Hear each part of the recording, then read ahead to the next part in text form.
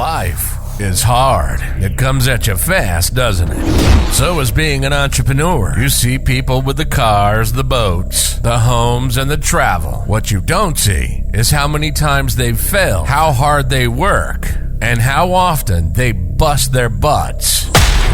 This is the Get Real Podcast. Get Real Podcast.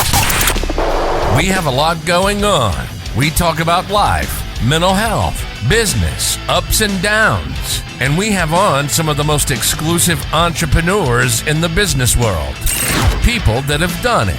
No BS, no pump you up mentality. Just keeping it real and raw. Let's do this. This is Get Real, and this is your host, Mark Lyford. I'm very excited today to introduce Chris Coney. Chris I have known for quite a while now, and Chris is an interesting guy. His journey, the entrepreneurial journey, has been fascinating to say the least.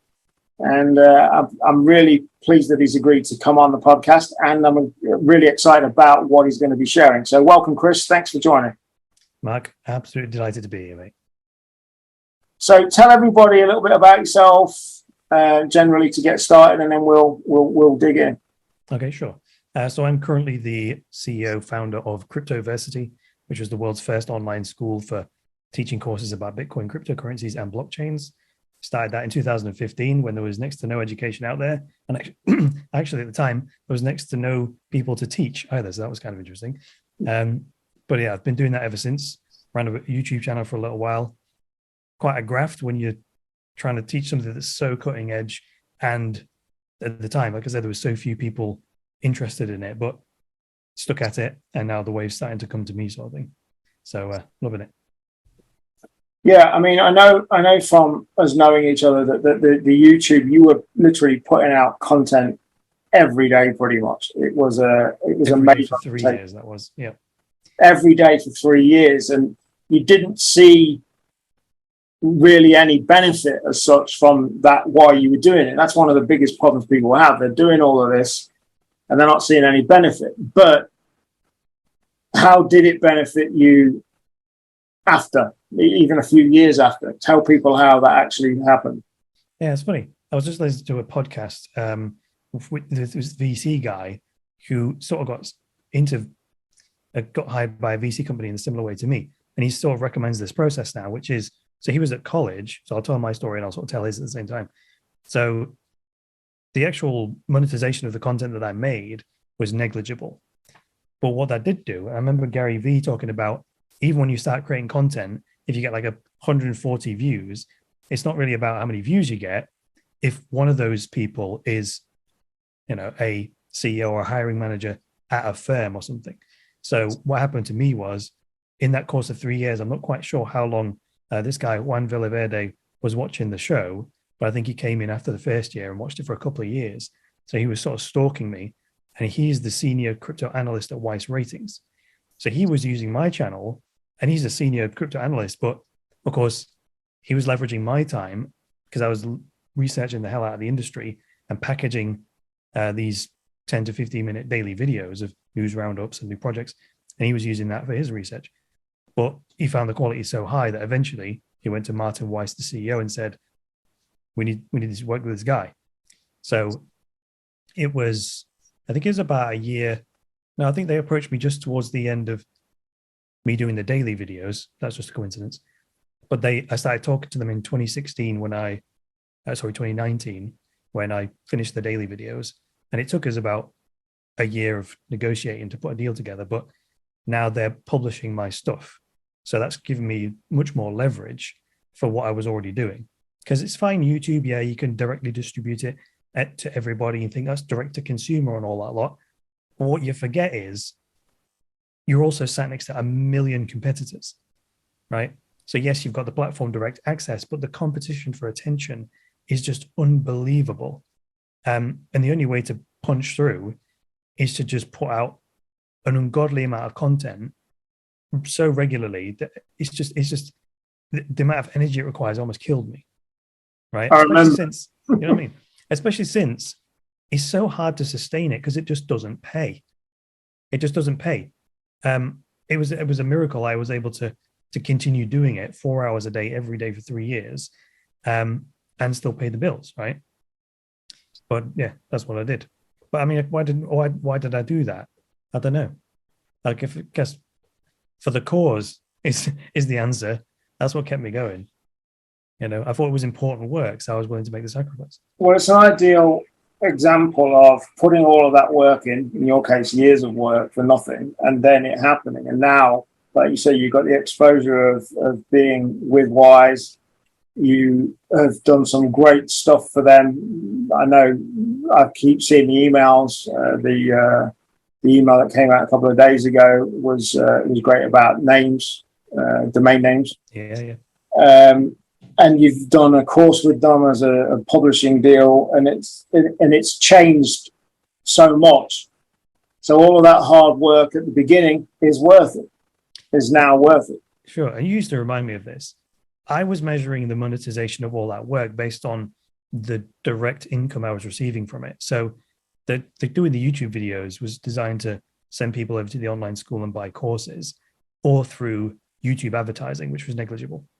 But never mind the Weiss thing, where the money really came for me was in the benefit of the research I was doing. So in that 3-year process, I was sort of picking up crypto assets here and there, and building up my Bitcoin stash and so on. And actually, that was, if you took that into account and said, well, calculate how much that is worth and divide it by the 3 years, when you do it like that, it's definitely worth it, right? But I wasn't measuring it like that when I was doing it. I was just doing it on how many sales I was making, how much revenue I was making from YouTube ads. So it's just like a perspective on my part in that regard. Right, that's great. I'm going to fire some questions at you. Sure. What does success mean to you? That's a humdinger. That is a humdinger. I'd say success is an emotional state, and that would be fulfillment and satisfaction, I would say. Feeling like what you're doing is working, that's a feeling of success, right? Because it's like success is like an outcome. If what you're doing isn't working, you won't feel successful, right? But then you can take that further. For me, is it working was a measure of business revenue. So even though you could say in that 3 years of making YouTube videos, I made a significant impact, 5 million odd views or whatever it was, I didn't chalk that up as successful because it wasn't I wasn't using that metric. So impact, big tick.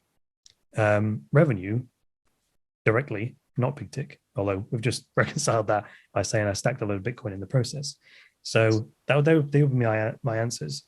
Success is an inner feeling, which I would classify as fulfillment, satisfaction, and then if you want a measurable, you can decide that. For me, that would be money. But you have to have them all though, because I've had money without the other two, and it doesn't feel successful. Well, that was the extension of the next question, like what money means to you, because ultimately a lot of people view success equals money, but certainly in my own past entrepreneurial journey, I've realized that yes, money isn't everything. I've certainly learned that, but you know, the quote of I've been rich, I've been poor, rich is better. Money does help and it is a tool, but there are a lot of rich people out there that are very unfulfilled, live lives with no great passion, and don't in an inner feeling feel satisfied in any way. So what would you say is your interpretation of what money means and is with regards to what success means to you? You know, like you just said, you can't have you've had it where you just had money but nothing else. So along the lines of it being a tool or it being freedom, what's your thoughts? I'm with you. So what you just said there, you might have so the question of what are we talking about? What is successful? So you could say if you had a load of sales revenue coming in, you could say my business is successful, but then you could have that without feeling successful yourself. So there's sort of two measurements, isn't it? There's like what's a success in terms of what's a success measurement for your business and what's your personal measurement. So let's take it to money then. So monetary, what's money to me? Well, I kind of came up with this recently, and this has come from observing how incentives in crypto work. So money makes things move. That's the way I'd say it. So that's why people go to work, right? There's many things people do that are not for money, right? That's fine. I'm not talking about that. Volunteering and so on. They get fulfillment out of that. There's that word again. But there's a bunch of people who are not willing to do something, like a task might want to delegate to them. But if I offer money, it moves them into action. And that's the economy. You can use money to move people into action for whatever purposes you please, right? I might employ some subcontractors or freelancers that don't give diddly squat about the crypto mission and financial freedom for humanity, right? But I care, but they'll still do the work for me because they just want the money, right? So, but for me I'll call myself a capitalist because that capital isn't just to buy yachts and helicopters with. It's like stored energy that I can deploy to basically bend the direction of the world.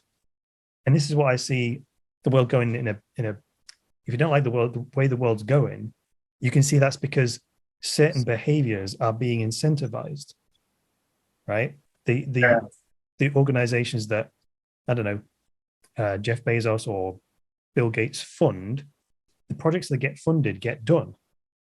Like, right, and say the free speech projects don't get anywhere near as much funding as the censorship-oriented projects, and that bends society in a certain direction, and that's all a function of where the money is being spent, by whom, right? And unfortunately, right now, a lot of the quote-unquote philanthropists, billionaires, are incentivizing societal behavior that I do not think is pushing us in a good direction. So that's why I've always wanted to be wealthy, so I can play that game and bend the needle in the opposite direction. Good answer. Thank you. Have you ever had a mentor, and what do you think about mentors? Oh, this is a hilarious question for me. I've read a lot of motivational speaker books back in my 20s and so on, and they're all Americans. They're always about get a mentor, get a mentor, get a mentor, get a mentor. It'll speed up the process, all that lot. Don't learn from trial and error. So I'm like, fair enough. The thing is, American culture is very different to British culture. I learned the hard way. Americans are way more open when it comes to talking about money and success and what works. Brits are not like that, right? We just don't talk about money. It's just rude, right?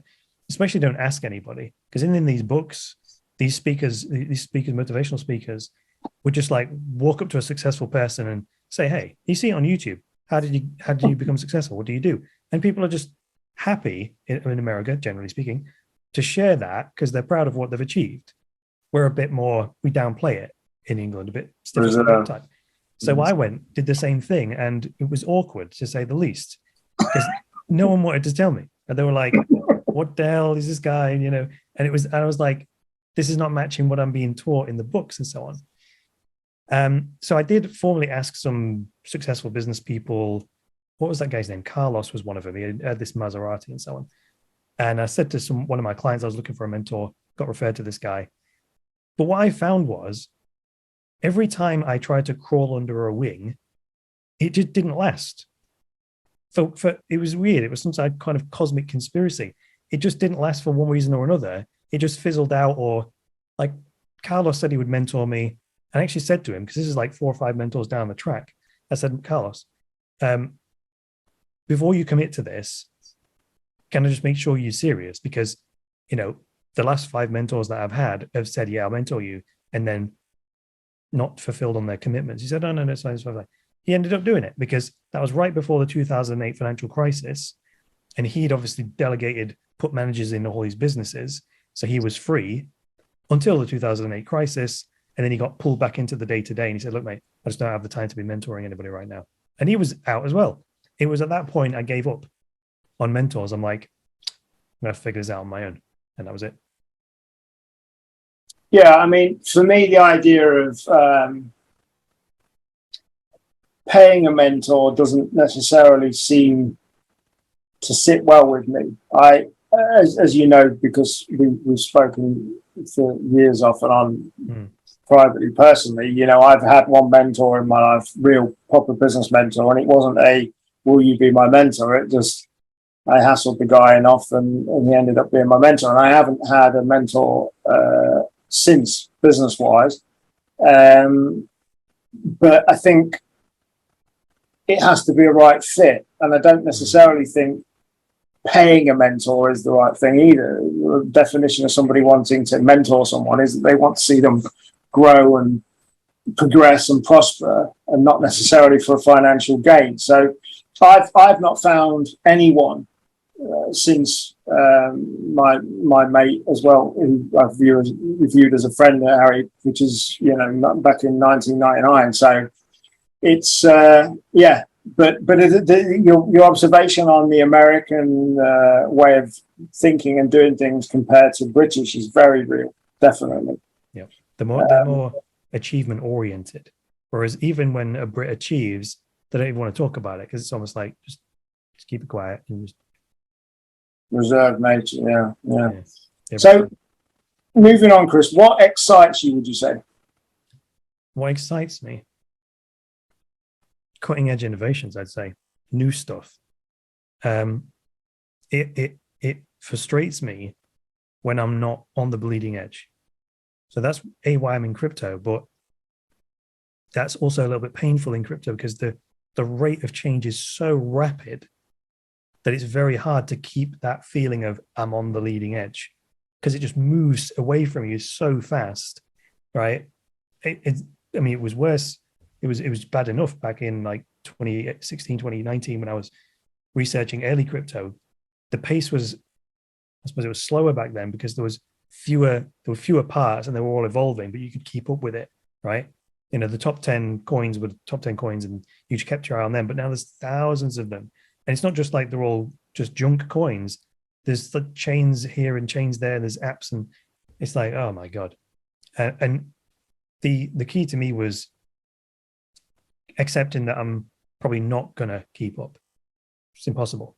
And loads of bigwigs in crypto who I like and respect say the same thing. They're like, yeah, I struggle to keep up. Even though they're like big CEOs of big companies, they're like, which is impossible.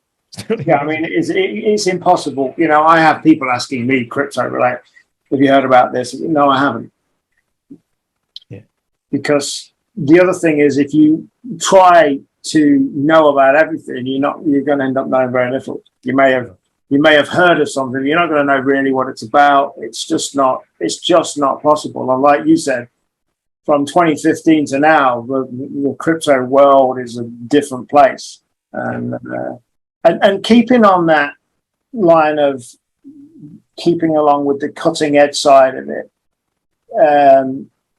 sometimes being too early is not always the right thing, is a good thing. It's not necessarily a good thing at all. I've learned that certainly within crypto to my own cost. And Absolutely.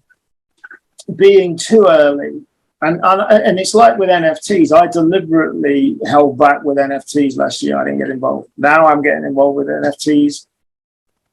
But I deliberately stopped myself getting involved because I've got this thing in my head saying you've been too early with everything you've done. And for you, and part of what you do now is you have to be, like you said, you have to be trying to at least not necessarily knowing about everything that's going on, but the trends within the market and keeping up with big stuff that's happening. And then what do you focus your time on actually knowing about? I know you do the best videos, crypto videos I've ever seen, but picking which ones to go and actually focus on and tell people about, that's some Russian roulette stuff right there, because what you know as well as I do, what can seem a great project 1 month can turn very quickly. Sure. So your question was what excites me, right? Well, that's relevant to what we're talking about here, because I'd say impact is the other thing.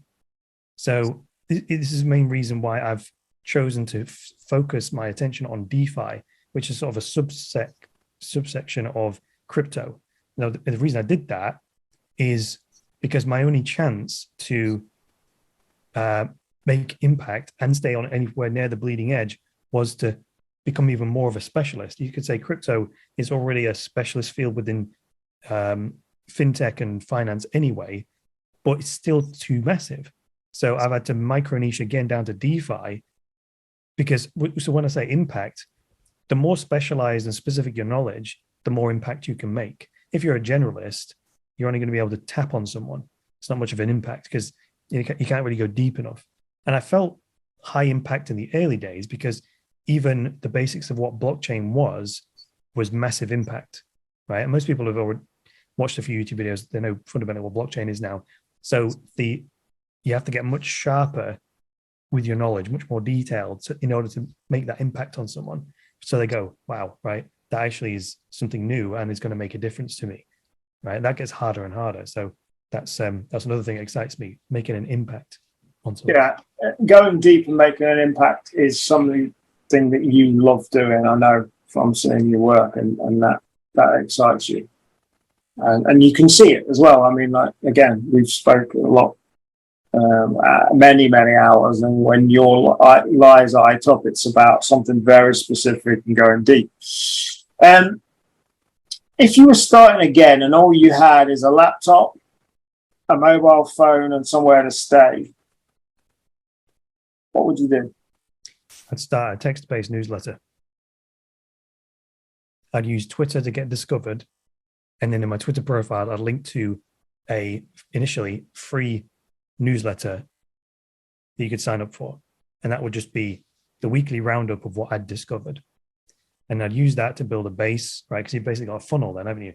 You've got Twitter, which is your traffic source, number of followers. Some people just consume the content there.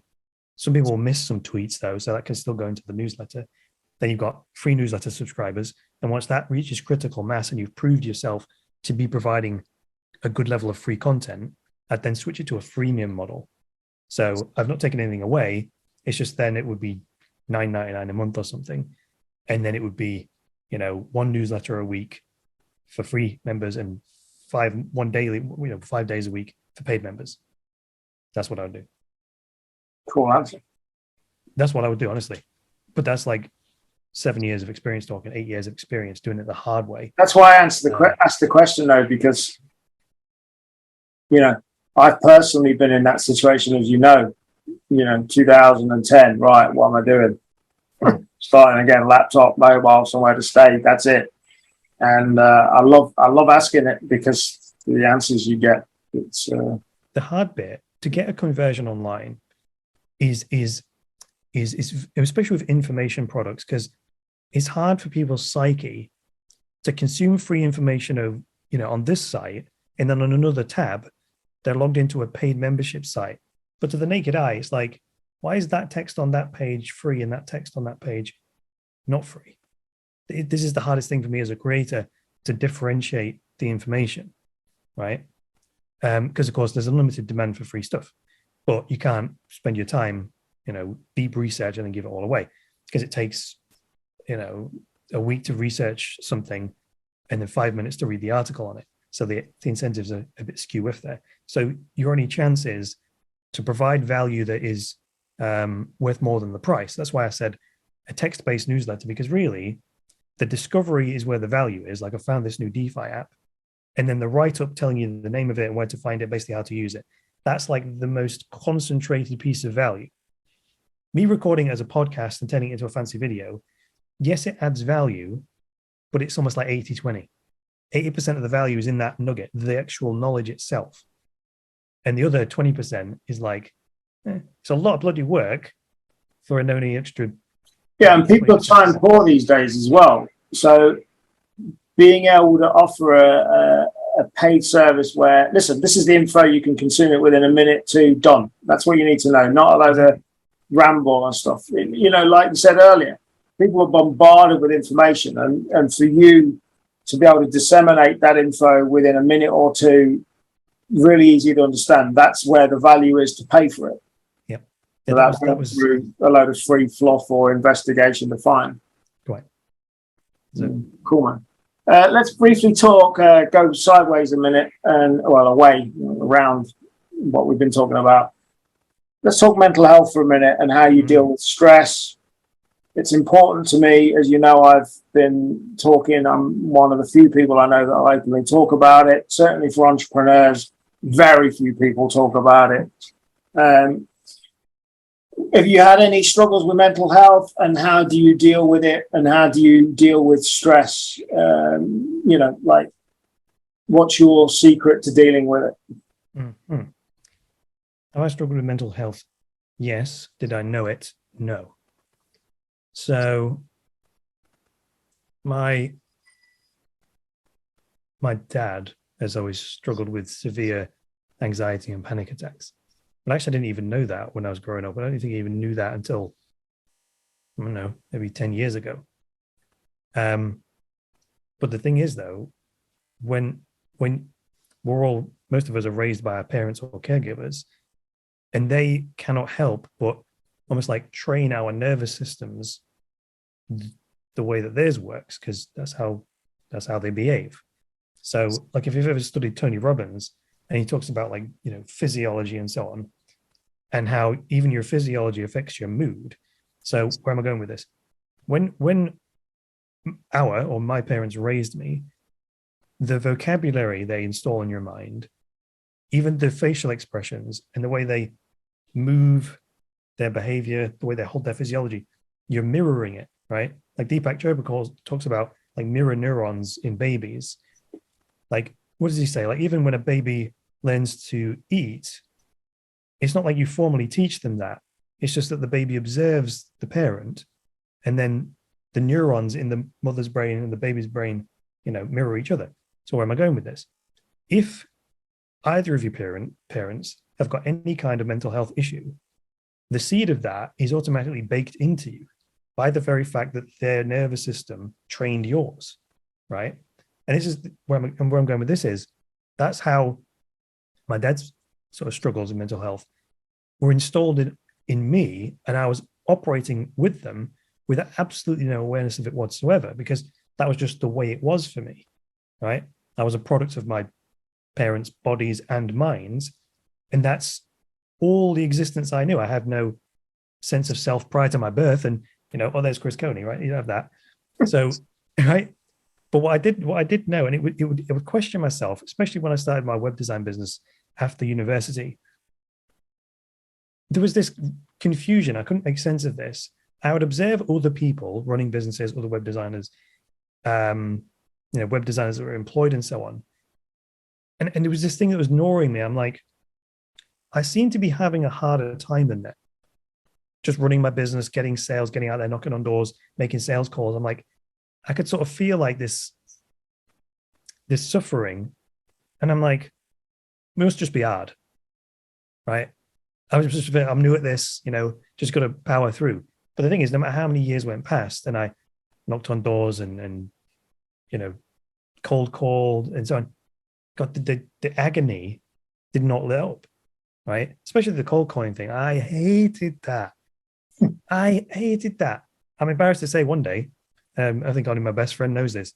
One day, I was like, I've got to get some more sales in, but I just can't bring myself to pick up the phone. So I actually drunk a bit. I actually got some Malibu and Coke in the morning, right? Wow. And got myself a little tipsy to see if I could get over the nerves of, hi, this is Chris Coney from Upright Solutions, blah, blah, blah. Didn't actually work, right? Because they call it Dutch courage, but I remember that distinctly, actually. Even, what it's like when you start getting a little bit drunk. That was there, but the anxiety and all that, me fumbling my words and being nervous, it was still there underneath. So it didn't make me any better at it, right? Yeah, well, no, it wasn't that. It was just because I was like nervous and guilty about interrupting someone's time and so on. But at the same time, it was my own business. I had to do something, right? Anyway, the weird thing for me was as well that this is a mental health thing. I couldn't, there was a switch off in my head. I couldn't go and get a job. To me, that would have been the worst failure, the worst. I couldn't do it. So that's why I went mental, desperately trying to make the business work. In hindsight, given how much I was struggling inside, it probably would have been smarter for me to go and work for someone else right? It would have been a lot easier for me to have a stable income and sort myself out. But I couldn't sort myself out because I didn't know I needed to sort it out. You know? Yeah. You know what I'm saying? So Absolutely. That's a rough description of when I discovered the issues. And it only dawned on me gradually over years and years and years and years and years. Like, okay, this isn't getting any easier.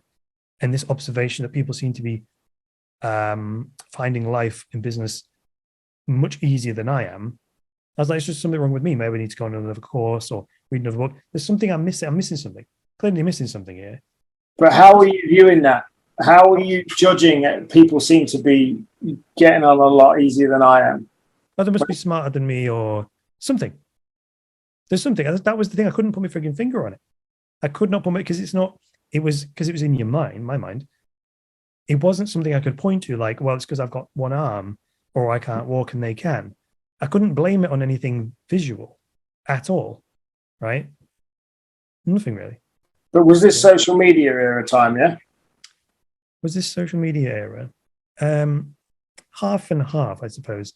When I was at university, there was no social networks. We just started to get color screens on your phones, like the Nokia era. So it was color. There were apps, but there's no app store. There was no iPhone.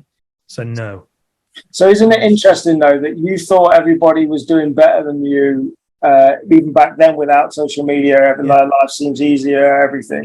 Yep. And now, fast forward to like where we are now, and any age, certainly sub 25-year-olds, I only have to go through my social media timelines to think my life is terrible compared to people's, because it's one of my biggest bugbears about it. People only ever post the good stuff normally on social media. Yeah, just the highlights, isn't it? And that is not real at all, you know. But it's interesting that you felt that even before that. Yeah, because I was what Facebook now does in terms of filtering people's lives and only showing them the good bits.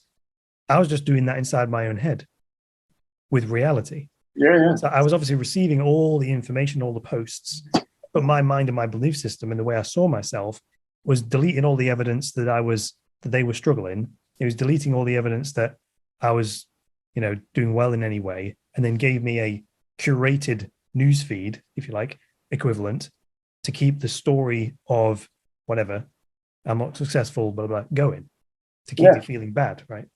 It's like there's almost like a prerequisite that we invent this stuff of everybody else's life, no matter whether it's social media based or not, and it's most of the time wrong. Yeah, it's now amplified though, because now you've got evidence, Facebook doing it to you as well. Coming at you all the time, from different places. If you could go back and give your 18-year-old self one piece of advice, what would it be? 18-year-old self, so that would have been just prior to university.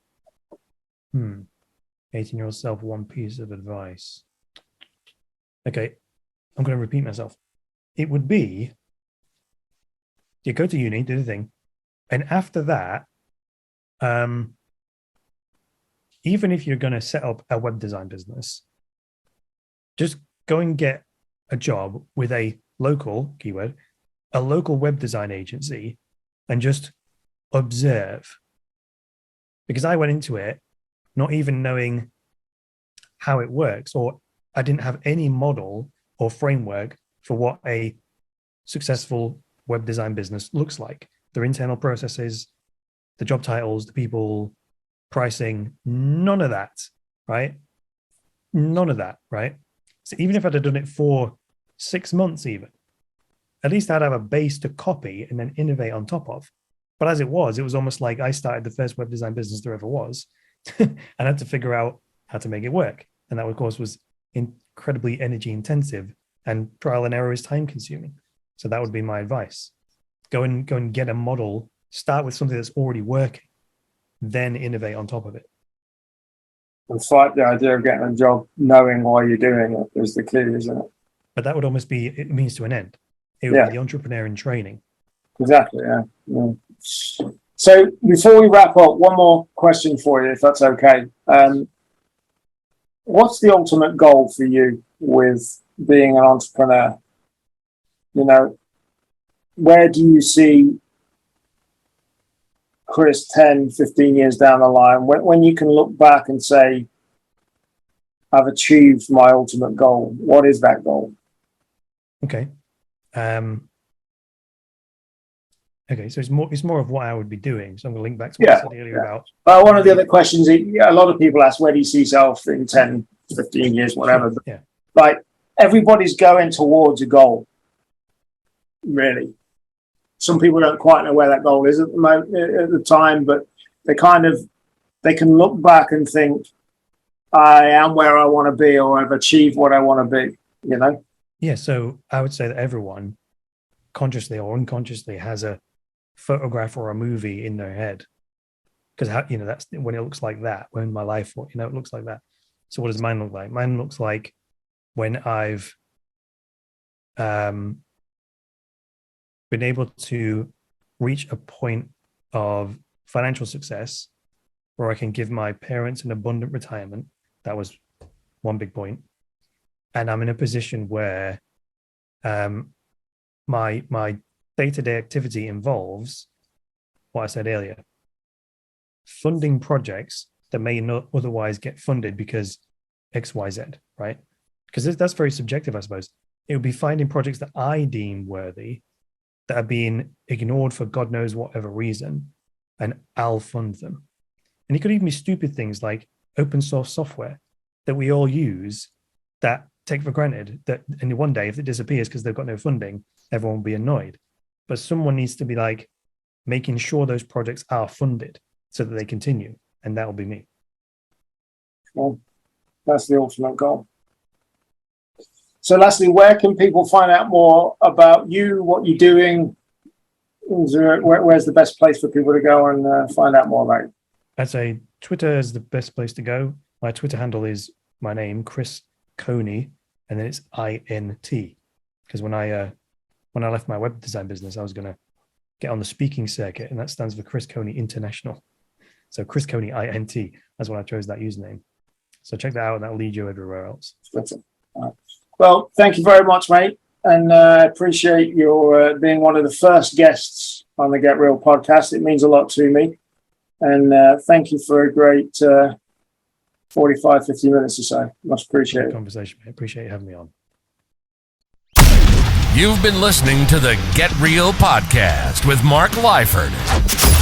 Being an entrepreneur isn't all glitz and glamour. Entrepreneurs are some of the most hardworking people in the world. And within entrepreneurship, there's life, mental health, business, ups and downs. And that's why we exist. Our passion is to talk about all of it with no BS. We hope you've enjoyed the show. Make sure to like, rate, and review. Find Mark on Facebook, LinkedIn, Twitter, and YouTube at Mark Lyford. And be sure to hit the website, realetrepreneur.com. From there, get his book. You won't be disappointed. See you next time on Get Real.